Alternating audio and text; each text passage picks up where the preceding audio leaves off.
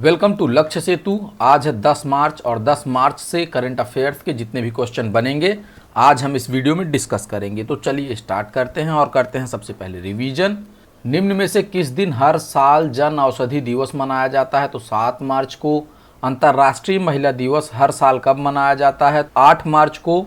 तमिलनाडु सरकार ने अगले 5 वर्षों में 1 लाख महिलाओं को उद्यमी बनाने के लक्ष्य के साथ किस नई योजना का शुभारंभ किया है? तो इसका आंसर हो जाएगा तमिलनाडु महिला उद्यमी सशक्तिकरण योजना। नागरिकता संशोधन अधिनियम के तहत भारतीय नागरिकता का प्रमाण पत्र प्राप्त करने वाली असम राज्य की पहली व्यक्ति कौन बनी है? तो इसका आंसर हो जाएगा दीपाली दास जी। और भारतीय नौसेना ने समुद्र में जहाज़ों की सुरक्षा के लिए कौन सा मिशन शुरू किया है? तो इसका आंसर हो जाएगा ऑपरेशन संकल्प। हुरून रिच लिस्ट 2026 के अनुसार अरबपतियों की संख्या के मामले में भारत का वैश्विक स्थान क्या है? तो इसका आंसर हो जाएगा तृतीय। यहाँ से एक क्वेश्चन निकल के आया है कि हुरून रिच लिस्ट में जो है शाहरुख खान भी अब की बार शामिल हुए हैं। ठीक है। फारस की खाड़ी में विमानों के लिए पैदा हुआ जीपीएस स्पूफिंग का खतरा क्या है? तो इसका खतरा है नकली सिग्नल भेजकर गलत रास्ता दिखाना। ठीक है। हाल ही में तजाकिस्तान और उज्बेकिस्तान ने किस जीव को प्रवासी वन्य जीवों के संरक्षण पर सम्मेलन की सूची में शामिल करने का प्रस्ताव दिया है? तो इसका आंसर हो जाएगा धारीदार लकड़बग्घा। खेलो इंडिया ट्राइबल गेम्स 2026 का पहला संस्करण भारत के किस राज्य में आयोजित किया जाएगा? तो इसका आंसर हो जाएगा छत्तीसगढ़।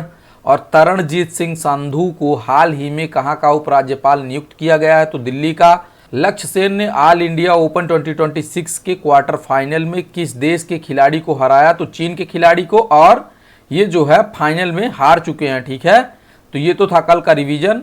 अगर आप लोगों को वीडियो अच्छी लग रही हो तो वीडियो को लाइक शेयर सब्सक्राइब जरूर करें। ठीक है। तो चलिए आगे बढ़ते हैं और देखते हैं आज का पहला क्वेश्चन। भारत की पहली रिंग मेट्रो किस शहर में शुरू की गई है? तो दिल्ली में। पिंक लाइन का विस्तार। दिल्ली मेट्रो की पिंक लाइन अब मजलिस पार्क से मौजपुर तक जुड़कर 71.56 किलोमीटर का एक पूरा घेरा या रिंग बन गई है। ठीक है। जैसे ये आप लोग देख सकते हैं, ये जो है घेरा बन गया है। ठीक है। इसके साथ ही मैजेंटा लाइन का विस्तार किया गया और दिल्ली मेट्रो के फेज 5 के तहत 3 नए रास्तों की नींव भी रखी गई है।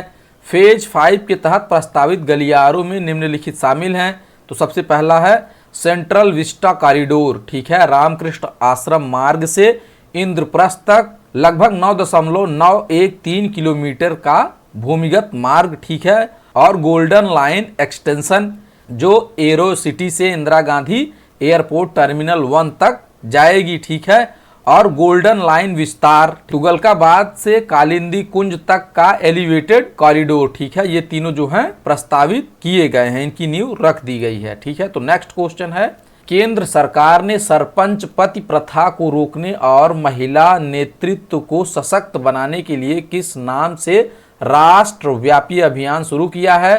तो इसका आंसर हो जाएगा सशक्त पंचायत नेत्री अभियान। ठीक है। सशक्त पंचायत नेत्री अभियान पहल पंचायती राज मंत्रालय द्वारा सरपंच पति प्रथा को खत्म करने के लिए शुरू की गई है, जहां महिला सरपंच की जगह उनके पुरुष रिश्तेदार सत्ता चलाते थे, यानी उनके पति या उनका पुत्र। ठीक है। इसके साथ ही पंचायती राज मंत्रालय ने विशेष रूप से नो टू प्रॉक्सी सरपंच नामक सोशल मीडिया अभियान भी शुरू किया है। ठीक है। इसका लक्ष्य निर्वाचित महिलाओं को उनके असली लोकतांत्रिक अधिकार दिलाना है ताकि वे खुद स्वतंत्र रूप से निर्णय ले सके और गांव का विकास कर सके। यह कदम 73वें संविधान संशोधन 1992 की भावना को मजबूत करता है, जिसने पंचायतों में महिलाओं के लिए आरक्षण अनिवार्य किया था। ठीक है। नेक्स्ट क्वेश्चन है, हाल ही में हिमाचल प्रदेश के किस जिले में पहली बार उच्च ऊंचाई वाले क्षेत्रों में सांभर हिरण की उपस्थिति दर्ज की गई है? तो इसका आंसर हो जाएगा चंबा। ठीक है। चंबा के कालाटोप, खजियार और गमगुल वन्यजीव अभ्यारण्यों में पहली बार 2500 से 3000 मीटर की ऊंचाई पर सांभर हिरण देखा गया है। सांभर दक्षिण एशिया में हिरण की सबसे बड़ी प्रजाति है, जो आमतौर पर पहाड़ों के नीचे मैदानी इलाकों या शिवालिक की पहाड़ियों पर पाई जाती है। ठीक है। इसे IUCN रेड लिस्ट में अति संवेदनशील यानी वुल्नरेबल श्रेणी में रखा गया है और यह वन्य जीव संरक्षण अधिनियम 1972 की अनुसूची 3 के तहत सुरक्षित है, ठीक है। यहाँ एक ही क्षेत्र में सांभर के साथ साथ कस्तूरी हिरण और भौंकने वाले हिरण का भी सह अस्तित्व देखा गया है, ठीक है। तो नेक्स्ट क्वेश्चन है, वैज्ञानिकों ने हाल ही में हिमाचल प्रदेश के सोलन में फल मक्खी की किन 2 नई प्रजातियों की खोज की है? तो इसका आंसर हो जाएगा एसिडोक्सांथा पैराटोटोफ्लावा और हेमिलेया सुनेरिया, ठीक है। वैज्ञानिकों ने सोलन में फल मक्खियों की 2 नई प्रजातियां खोजी हैं, जिनमें से एक हरे पीले और दूसरे लाल भूरे रंग की है। इस खोज के दौरान भारत में पहली बार रैगोलेटिस नाम के कीटों के एक विशेष समूह की पहचान भी की गई है। हेमिलेया सुनेरिया प्रजाति का नाम मुख्य शोधकर्ताओं ने अपनी दिवंगत माता के सम्मान में रखा है, जो एक भावुक श्रद्धांजलि है। यह अध्ययन हिमालय क्षेत्र के कीड़ों और वहां के समृद्ध पर्यावरण के बारे में हमारे वैज्ञानिक ज्ञान को बहुत बढ़ा रहे हैं, ठीक है। इसका मतलब है कि वहां के वैज्ञानिक जो हैं इन सब चीजों पे रिसर्च कर रहे हैं। तो नेक्स्ट क्वेश्चन है, वर्ष 2026 में अयातुल्ला अली खामेनेई की मृत्यु के बाद ईरान का नया सर्वोच्च नेता किसे नियुक्त किया गया है? तो इसका आंसर हो जाएगा मोजतबा खामेनेई जी को यहाँ का सर्वोच्च नेता चुना गया है, ठीक है। मोजतबा खामेनेई पूर्व नेता अली खामेनेई के दूसरे पुत्र हैं और उन्हें विशेषज्ञों की सभा द्वारा नया सर्वोच्च नेता चुना गया है। 56 वर्षीय मोजतबा को अब अयातुल्ला की उच्च उपाधि दी गई है, जो ईरान के सर्वोच्च नेता बनने के लिए एक आवश्यक धार्मिक योग्यता है। हालांकि उन्होंने पहले कभी कोई औपचारिक सरकारी पद नहीं संभाला, लेकिन वे लंबे समय से ईरान की सत्ता में पर्दे के पीछे से प्रभाव रखते आए हैं, ठीक है।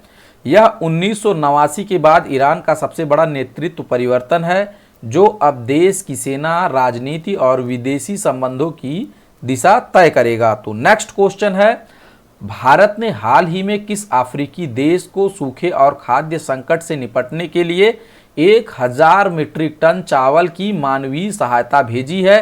तो इसका आंसर हो जाएगा मलावी। मलावी अल नीनो के कारण भीषण सूखे का सामना कर रही है, जिससे वहां फसलों को भारी नुकसान हुआ और अनाज की कमी हो गई है, ठीक है। तो यहां पर एक क्वेश्चन बनता है कि अल नीनो क्या होता है? इसका आंसर आप लोग हमें कमेंट बॉक्स में देंगे। भारत ने अपनी दक्षिण दक्षिण सहयोग नीति के तहत महाराष्ट्र के नावा सेवा बंदरगाह से 1000 मीट्रिक टन चावल की खेप भेजी है। यह कदम अफ्रीका के देशों के साथ भारत के मजबूत होते रिश्तों और एक जिम्मेदार वैश्विक मित्र की भूमिका को दर्शाता है। भारत लगातार विकासशील और गरीब देशों की मदद करके ग्लोबल साउथ का नेतृत्व कर रहा है। तो नेक्स्ट क्वेश्चन है, 2026 में होने वाला फीफा विश्व कप इतिहास में पहली बार किन तीनों देशों की संयुक्त मेजबानी में आयोजित किया जाएगा? तो इसका आंसर हो जाएगा अमेरिका, कनाडा और मैक्सिको, ठीक है। यह फुटबॉल विश्व कप का 23वां संस्करण होगा और पहली बार इसमें 32 के बजाय 48 टीमें हिस्सा लेंगी। टूर्नामेंट में कुल 104 मैच खेले जाएंगे, जो अब तक के किसी भी विश्व कप में सबसे अधिक है। और उद्घाटन मैच 11 जून को मैक्सिको सिटी में होगा और जबकि फाइनल का मुकाबला 19 जुलाई को अमेरिका के MetLife stadium New Jersey में खेला जाएगा, ठीक है। यह टूर्नामेंट 39 दिनों तक चलेगा और उत्तरी अमेरिका के कुल 16 अलग अलग शहरों में आयोजित किया जाएगा। तो नेक्स्ट क्वेश्चन है, अहमदाबाद में आयोजित T20 विश्व कप 2026 का खिताब जीतकर भारत कितनी बार T20 विश्व कप जीतने वाला दुनिया की पहली टीम बन गई है?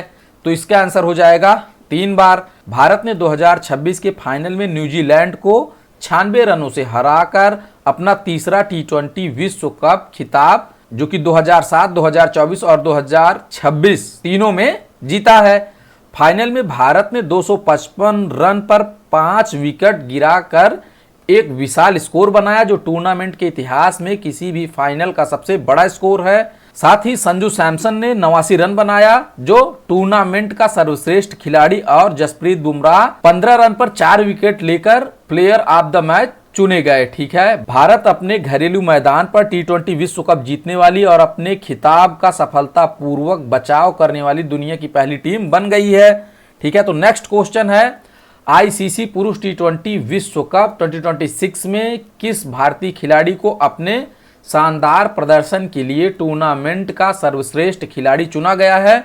तो इसका आंसर हो जाएगा संजू सैमसन। ठीक है, तो इसका डिस्क्रिप्शन आप लोग पढ़ लेंगे और पिछले क्वेश्चन में हमने इसको लगभग डिस्कस कर दिया था। ठीक है, तो नेक्स्ट क्वेश्चन है, हाल ही में रश्मिका मंदाना ने किस फिल्म के लिए तेलंगाना गद्दार फिल्म पुरस्कार में सर्वश्रेष्ठ अभिनेत्री का खिताब जीता है?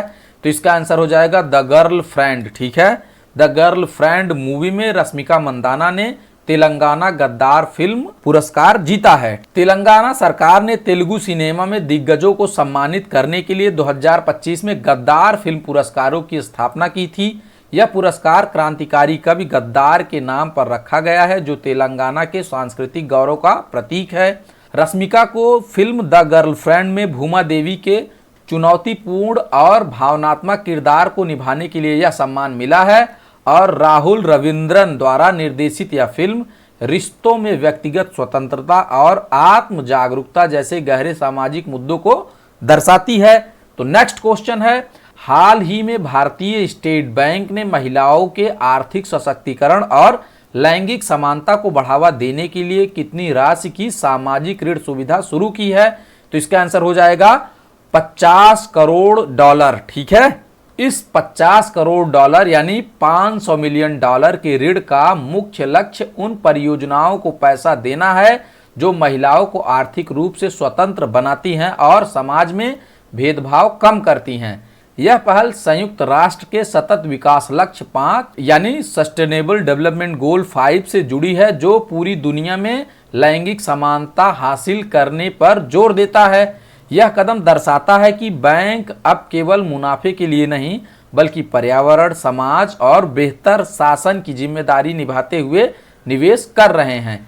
इस बड़े आर्थिक कार्यक्रम की घोषणा अंतर्राष्ट्रीय महिला दिवस के अवसर पर की गई, जो समावेशी विकास की दिशा में भारत का एक बड़ा कदम है।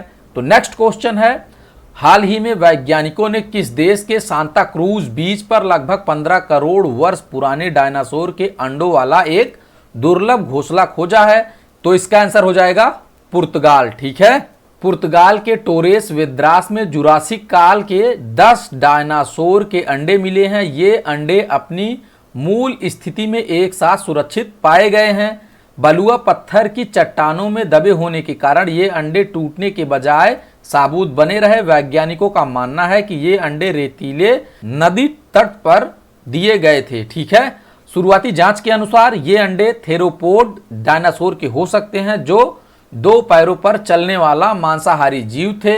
इन नाजुक अंडों के अंदरूनी हिस्सों का अध्ययन करने के लिए वैज्ञानिक सीटी स्कैन तकनीक का उपयोग कर रहे हैं, जिसे आभासी उत्खनन कहा जाता है। ठीक है, तो नेक्स्ट क्वेश्चन है, पुरातत्वविदों ने हाल ही में किस देश के सैन गिउलियानो स्थल पर 2600 वर्ष पुराने एक अछूते एट्रस्कन मकबरे की खोज की है? तो इसका आंसर हो जाएगा इटली। ठीक है, मध्य इटली में रोम के पास एक प्राचीन मकबरा मिला है, जो लगभग 7वीं शताब्दी ईसा पूर्व का है। यह मकबरा 2600 वर्षों से पूरी तरह सीलबंद और सुरक्षित था। एट्रस्कन सभ्यता, यह सभ्यता रोम के उदय से पहले इटली में फली फूली थी।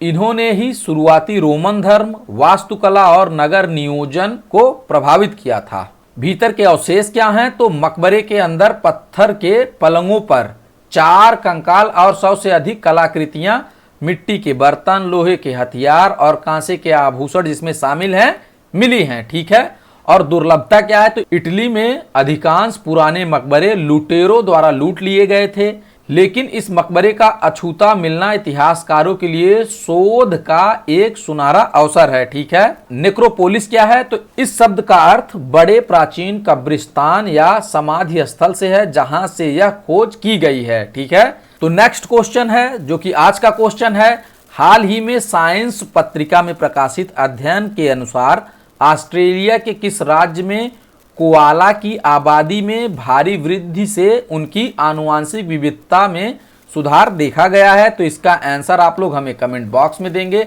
अगर वीडियो आप लोगों को अच्छी लग रही हो तो वीडियो को लाइक शेयर सब्सक्राइब जरूर करेंगे, ठीक है, और वीडियो को पूरा देखेंगे। तो चलिए आगे बढ़ते हैं और देखते हैं कल का क्वेश्चन। निम्न में से किस नदी पर भारत का पहला रिवराइन लाइट हाउस बनाया जाएगा? तो इसका आंसर हो जाएगा ब्रह्मपुत्रा नदी, ठीक है, ये ब्रह्मपुत्रा नदी पर बनाया जाएगा। तो आप लोग डिस्क्रिप्शन को पढ़ लेंगे। Thanks for watching, please subscribe.